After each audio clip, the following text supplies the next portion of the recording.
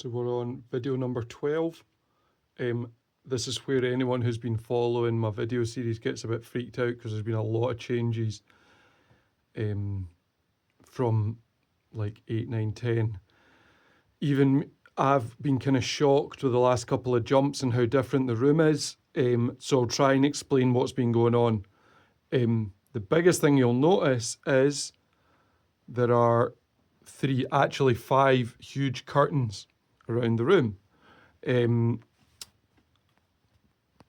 Basically what I've done, this is in two different bits. To put the curtains up, I had to strip the whole room. So I had to take all the carpet out, take all the tech stuff apart, take the amp rack apart, I put it all at the back. Then I did this side, because this is the reason I actually ended up going with curtains. So behind this, anyone who knows, there's a window and then a door. And they're not the greatest window and door. So if I was building like a big expensive studio, I would have replaced the door and then probably put an extra window in or put some sort of bung or something. And in my head, I couldn't really get round what I was going to do. Then eventually I realised, well, wait a second. If I ran about 5 meters, actually it's 2 3-meter curtains that cover 5 meters on the rail. I can cover them and try and reduce everything that's going on with the noise outside and everything like that. So that was the plan. With curtains, it started getting my head, and then I spoke to my mate who is a lot smarter than me, and he said, well, what you should do the same on the opposite wall so that the sound doesn't do anything weird. So I was like, okay, that seems okay. And then I realised I wanted to do a curtain on the back wall because behind this is my storage space. So I've got a set of shelves, and then on the right is where all the boxes are. So I needed a set of curtains for there. So then that meant I'm going to have curtains on the right, the left, and on the back. So I'm like, crap, I'm going to do them everywhere. So I've basically come in to show you where I'm at. There is going to be a set of curtains that go on the front wall. Basically because I want the room to sound quite even, but also once I put a massive screen on, I'm going to make the curtain that's on the back wall go in half, so I can actually pull the curtain and then fill the gaps at the sides more and make it denser. So it's not going to be my corner traps. I might even put corner traps behind them, or even if I get tube traps and put the tube traps in front. But basically, I'm gonna run a rail round and then do the curtain. The curtain doesn't actually go as far as you would think. It's probably only like 20 centimeters further than I do the rail because it's only a 3-meter curtain. It's to do with the kind of curtain I bought. So basically, I've got to decide, do I put the rail quite far forward? But then that means when I close it, it'll cut off a lot of the room, which I don't want to do with the speakers. Or do I do the rail quite far back? Maybe move the TV down a tiny wee bit, and then that would mean it's just in front, and then drop it, roll it round, and then but that would only mean it's 20 centimeters, and it would leave a big gap. Yeah, here, who knows? I might be able to do something on the wall. I might put a strip of something up on the wall to just make it better, but we'll see. These are the things that, like, as you do it, come up. Major changes. Wiring. So I stripped the whole room. But the thing I realised was, in my head, I'd always planned to do the wiring down the far wall because the door's on this side, right? Then I went, all right, what I'm going to do is I'm going to put the rack behind in here. Then I had a crazy moment where, and I still might do this long term, I was like, maybe I'll put it in a cabinet in the corner. And then I was like, no, I'm not going to do that. So I put it in front. But what I realised really quickly is you couldn't sit in this seat and look and see the screen if there was going to be a screen, or even do anything like sound-wise. I was like, oh yeah, that, because it blocked the right-hand speaker. So I was like, well, wait a second, if the space is over here, my logic of running it on the opposite side of the door was actually wrong. Because there's a double plug behind here, I put the rack on the left, but further down, so there's no problems. Nobody's view gets blocked, and then even the person that sits on this side will see over, and you can see from this video, you can see the top of the speaker stand if I get it right, which means none of the speakers are blocked. So yeah, so that all works. Generally, we're okay. Yeah, that whole thing about the wall, I might have to put a panel or a piece of material on the wall here and here so it doesn't sound weird because it's quite reflective. But we'll see. We can play around with that. Yeah. What else?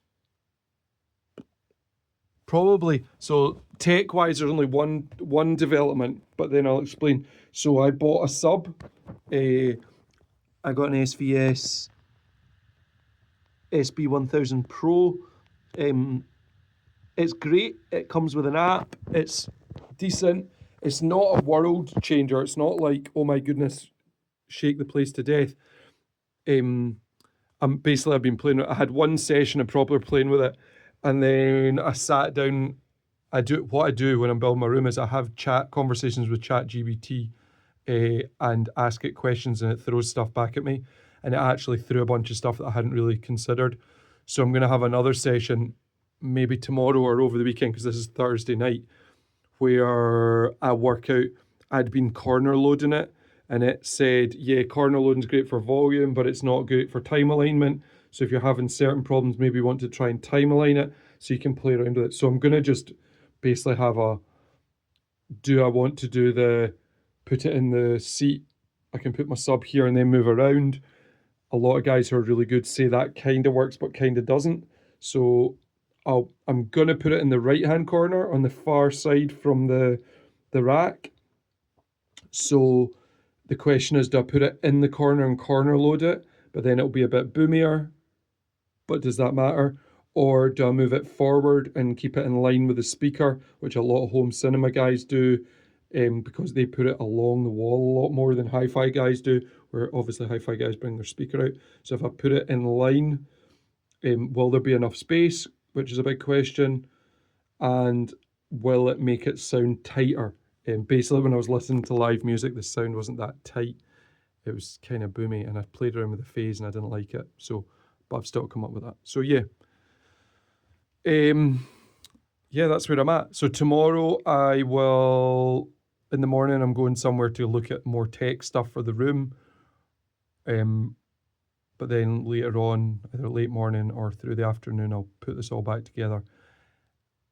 I might put the curtain up at the front. I'm not sure, probably will.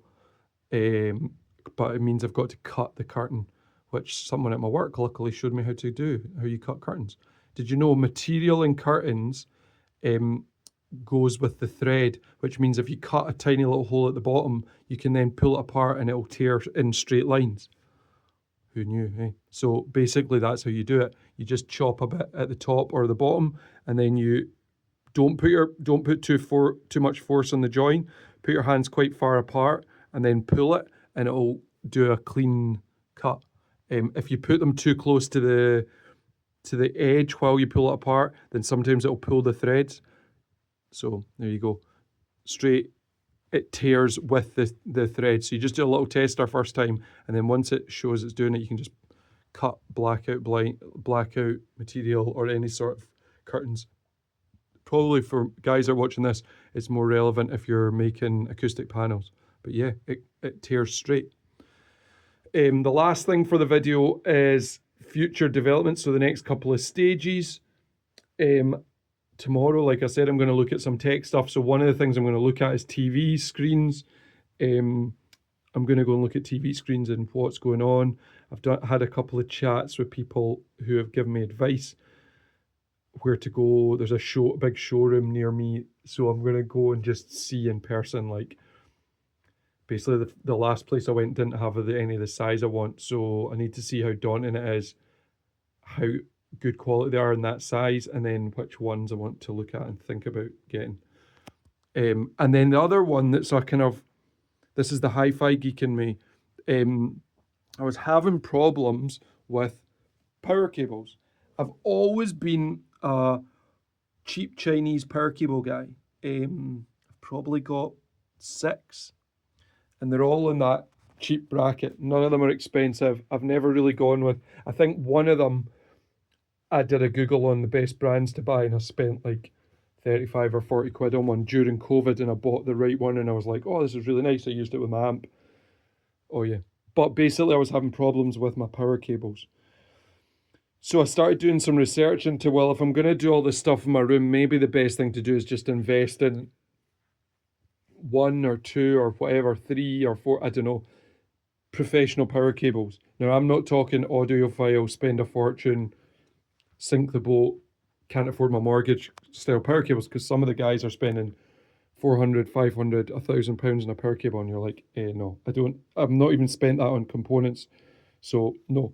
But basically, what I've done is I did loads of research into cord cables, and it seems like their Clearway power cables are seen as like the entry level audiophile kind of level. They're expensive if you buy them from an official shop. They, yeah, especially if you're going to buy three or four. But I found one of the shops in the UK that sell online and they do like deals. So I contacted them and I've bought 5 cables, cord clearway cables at the moment. I reckon I need 6 or 7 to make like a full set. Power cables and a few other things that go with it. So what I'm going to do is I'll do a future video on, basically I'll have my system set up in the room, have it all working, then I'll do a full video, and I might not actually even do what I do in one piece. I might do some edits for the first time and show you like what I've bought power cable wise, RCAs, XLRs, USB cables, and all those kind of things, and then talk about my experience. I'm not sure. We'll see how geeky I get. But anyway, I've bought like a full set of cord cables. The only cable I haven't bought is my subwoofer cable, because I've not got the subwoofer thing all set up yet. I've got like a Van Damme custom made one, so it's good. It'll do what it needs to do. That's maybe down the line. But yeah, full clearway, all the interconnects and power and everything are going to be the same. And hopefully that means my other rationale for that is, once I've done it, I can forget about it. I'm not going to do the constantly add this, constantly add one, constantly. I'm just going to stick with it. Where my components, I think my speakers are really up to standard, but I think what will happen is I'll probably try and upgrade my amp.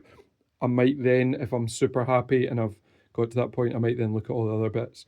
But yeah, that's what I'm going to do. So yeah, there's some cool videos to come. I've got some other ideas for videos, but yeah, more tech, a lot more tech, especially once my screen turns up. I'll tell you what I bought. I'll maybe even do an install video. I don't know how I'll do that, if it's real time or just a time lapse. I'm going to get one of my friends to come around and help me, who's got a lot more DIY skills than me, and then we'll go from there. Okay, cool. I hope you are impressed or freaked out or feel engaged with the video. We're getting there. I think once I put the whole room together and the TV's up, there's a few more questions to go. I'm considering even buying an old Blu-ray player, because I'm thinking that maybe having a Blu-ray player for my favourite films, like I've got 20 or 30 films that I love, banging a Blu-ray player on, whether it's on this or having another rack that's got a few other things, is maybe a smart move. Just means I can do some proper stuff for movies as well. But we'll go with that at the end. But yeah, cool. Yeah, subwoofers, TVs, cables. We've got a lot to cover. But yeah, the curtains are a big step. It sounds really strange in here. I don't know what this will be like. I think it'll be better. And I think that might have been one of my problems with my sub. One of my friends said the sub will sound a lot better once you've got your curtains in. So let's hope for it. Right, less talking. That was a really ranty video. Okay, cool. See you later.